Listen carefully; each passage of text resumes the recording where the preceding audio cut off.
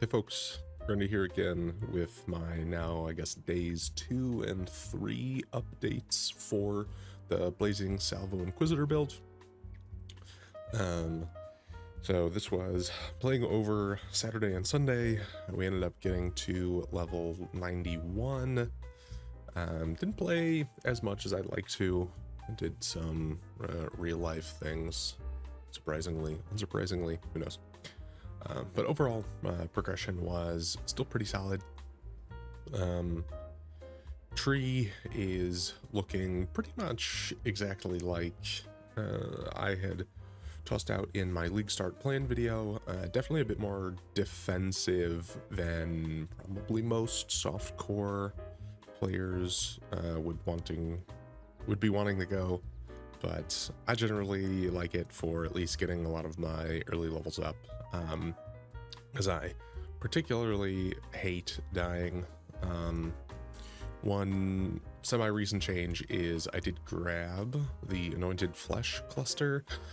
My general plan with this is, I mean, obviously not only is the max res helpful, but once I get a second Divine Vessel, so I was able to pick up Chance to Avoid Being Frozen, I will grab the Reduced Effective Chill, and then I will also probably swap over to Reduced Effective Shock, and then with these nodes, I should be about completely Shock and Chill, and then Freeze immune as well. From an ailment perspective, we're probably the most in pain and anguish to poisons, which is why I currently have the Poison Pantheon. Our Chaos Res is not looking very good, but that'll be one of the bigger things that I'll be trying to work on with gearing out in the next bit. When it does come to gear, we are still sitting on a 5-link. I just gonna drop this chest, and I've crafted it up a little bit, so it is nothing particularly too exciting, but it at least has all blue sockets, which was surprisingly difficult to try and get on an Armory S base. Our links are Blazing Salvo, Pinpoint, Intensify, Spell Echo, and Increased Crit Damage. Surprisingly, everything is 2020 for our gems. I think that is probably 100% due to the fact that there's the new gem XP, gem level, rare modifier reward thing out this league. This is by far the fastest I've ever had all of my gems level up, so that's cool. For other items, Flame Dash, Defiance Banner, Vitality. Got the rest of our orders here: Anger, Herald of Ash, Determination, and then Righteous Fire sitting here in the helmet for a little bit of extra more damage. Blood Rage, Infernal Cry. We have an Arcanist brand set up right now for a lot of our bells and whistles. So we got Assassin's Mark, Flame Wall, and Tornado. I'm still not entirely sold on the Tornado. To be completely honest, I don't know if it's actually doing much of anything from a damage perspective, but it looks cool, so we're using it. Then we have Shield Charge, faster attacks, and cast some damage taken, Molten Shell. So overall, the gem links are feeling pretty decent. We got up to around T11, T12 maps. Progression has been going pretty fine. I've mostly been taking the route of slow and steady, so we have map progression completely done through up to the T11 standpoint. I just need to find a mesa that isn't double reflect, but that is perfectly fine. From a gear perspective, obviously I am playing in a private league with 2 other people, and none of us are necessarily super juicers, so nothing particularly crazy. From a gear perspective, all of it is either with a light amount of crafting or kind of just picking it up off the ground. Like this helmet here was picking up a random fractured, and then some screaming essences. Got it until there was something usable crafted on it. I've been using this scepter since day 0.6 essentially. The +1 level to all fire spell skill gems is very important. If you don't know, getting +1 from something is a pretty huge damage tick, because level 21 Blazing Salvo gets an additional projectile that can shotgun and overlap, and so having a +1 somewhere, whether it be on the gem itself or from any of your gear, is super important. So I haven't really been able to swap off of this until I at least get a 21 gem, and then maybe this specifically won't be as much of a huge damage increase. Shield wise, found once again a decent shield. I just did some alt wriggling until I got something somewhat usable, crafted on focus, and here we are. Amulet picked up off the ground, life resistance. Rings picked up off the ground, life, a little bit of resistance, and cast speed. Cast speed is very important with spell echo to make it so it doesn't feel terrible and you don't get, stuck while casting. Gloves, I picked these up off the ground too, which was kind of insane.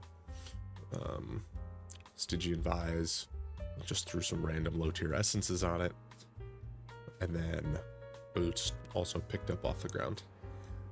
If you notice, I have taken quite a liking to life regeneration rate. The mod is actually very powerful. If you haven't particularly looked into it much, getting a life regeneration rate and then some decent regeneration mods on a couple of my pieces of gear. I am up to 1630 life and energy shield regeneration. So for things that don't one-shot me, it feels pretty good.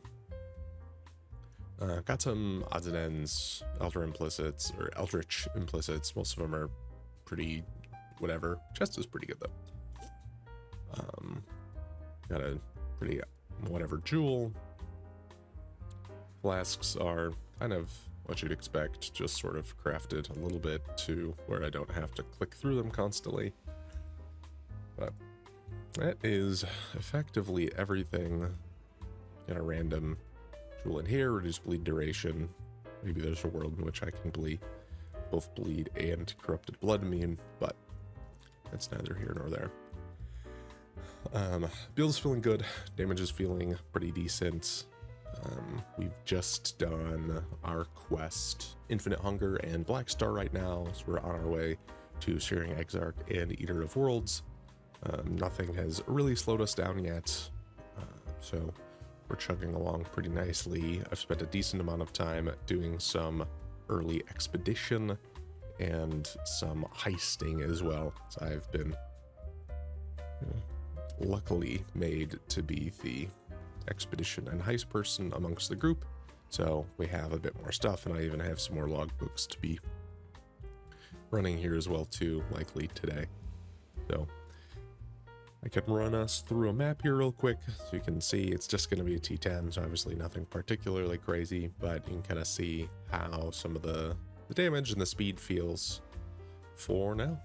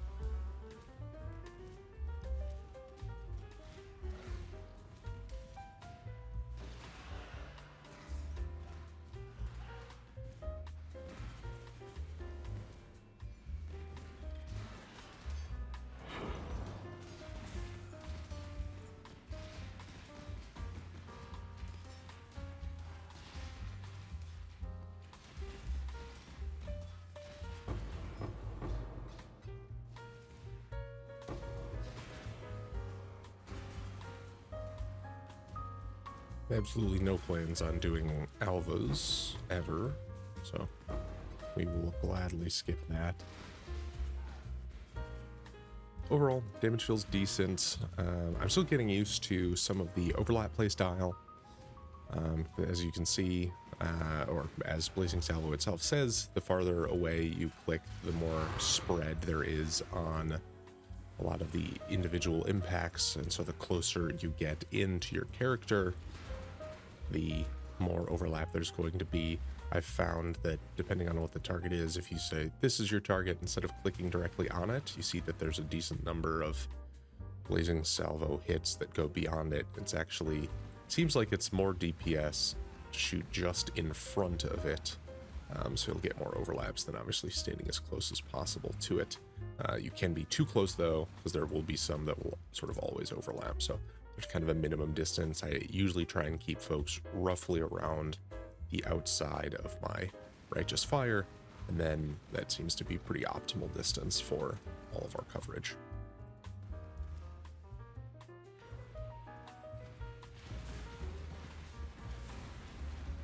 So, as you see there, once we actually get some hits on the enemy, they get deleted pretty quickly. You saw on my gear as well too, I have not a whole lot of crit chance for spells yet on much stuff, so there's a lot of room for growth, especially when it comes to my ignore res passives too, so that'll be good. Getting a weapon upgrade will likely be the most important thing that I look out for here soon. I have an added fire damage to spells fractured wand that I've been crafting on, pretty much tossing on as many essences as I possibly can, whether it's, you know, crit chance, cast speed, spell damage, what have you. Oh, double currency arcanist, first divine, question mark? No, but still good anyway. Well, we can call it enough there. We got through the boss. So that's how the build looks. Not particularly super fast. This definitely is something that goes much more towards being a bossing character, at least for now. Herald of Ash does help in some capacity, and then for much larger packs, expeditions, like you saw upcoming, Infernal Cry definitely pulls its weight quite hard. Overall, pretty good though.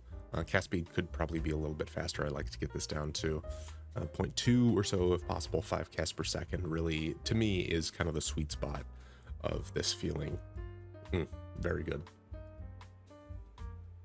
So quickly going over the Atlas passive tree, I did decide to kind of shift around a little bit of what I've done. I still did take a pretty quick line at getting to intelligence gathering. I have since kind of respec'd it since I went more into the center of the tree. I've done 2 Katarinas thus far, no diadem yet, not really that surprising, but we're still chugging along. I'll have another one coming up here in probably like 20-30 maps, so not too worrisome, but pretty standard thus far of strong boxes, essences, expedition, and then I have just started to go into some heist stuff here. I will likely, with all of my next points, I'll be finishing out heist, coming up to casing the joint and no honor among thieves, and then I'll swoop back around, finally grab the last shaping the mountains. I really haven't had any trouble with map sustain thus far. Obviously, I'm only into T12 13s, so can't really say I'm deep into the end game yet, but it's been pretty comfortable overall. And then likely the last thing that I'll get is I'll start getting rid of some of these odds and ends things. I don't tend to block anything immediately, just because it can be nice to get some random items early on, some blight oils, some catalysts, things like that. Metamorph is feeling particularly interesting, so who knows, maybe there's a world in which I go and grab some of these items. But yep, so that is my current progress. Overall, things are progressing pretty swimmingly. I have no real concerns with the build. Everything feels pretty comfortable. Once I get a diadem, that will be fantastic. But aside from that, we are chugging along. I hope everyone has had a great league start, and I'll catch you later.